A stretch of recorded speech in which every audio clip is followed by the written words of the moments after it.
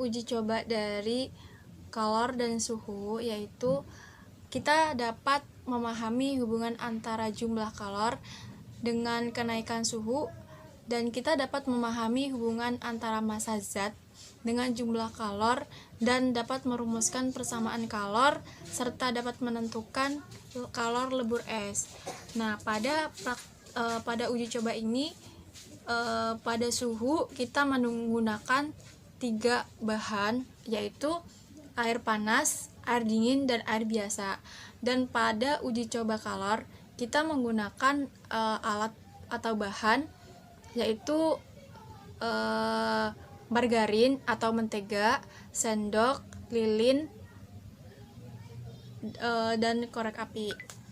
Dan pada konveksinya kita menggunakan 3 bahan atau alat, yaitu air, panci, dan kompor. Di sini saya akan menjelaskan tentang suhu. Suhu adalah derajat atau tingkatan ukuran dingin atau panas suatu benda.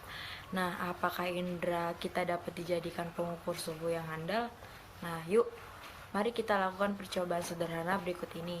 Nah, kita siapkan air hangat, air biasa, dan air dingin. Nah, di sini saya menyiapkan 3 wadah yang berbeda.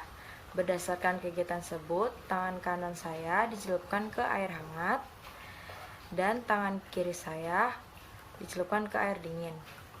Memang indera percobaan dapat merasakan tingkat panas benda, akan tetapi indera kita bukan pengukur yang handal.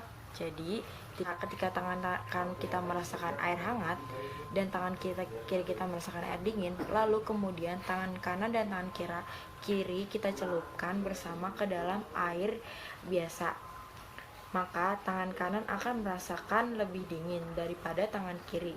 Benda yang tingkat panasnya sama dirasakan berbeda oleh tangan kanan dan kiri.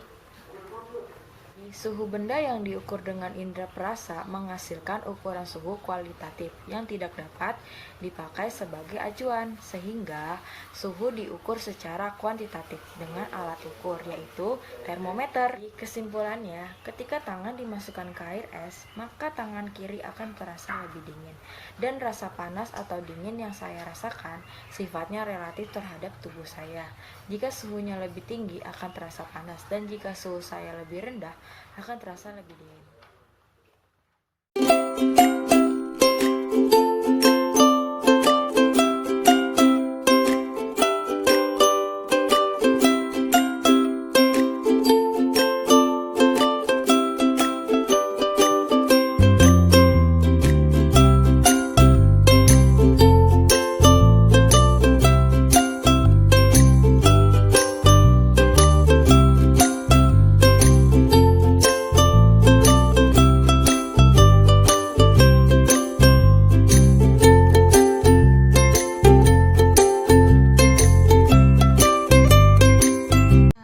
Kesimpulan dari uji coba kalor yaitu karena konduksi adalah suatu perpindahan panas yang melalui zat padat dan tidak ikut mengalami perpindahan. Jadi apabila mentega ini dilarutkan dalam suatu api akan larut karena zat padatnya tidak ikut mengalami suatu perpindahan.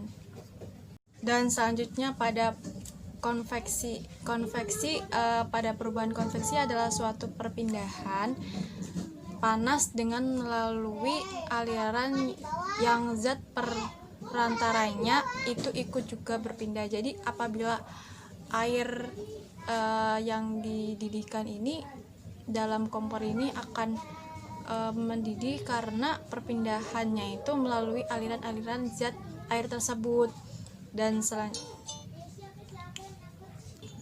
Dan perpindahan zat radiasi atau kalor pada radiasi yaitu perpindahan kalor tanpa zat perantara. Jadi apabila lilin ini didekatkan dengan api tidak tanpa ada perantara zatnya gitu.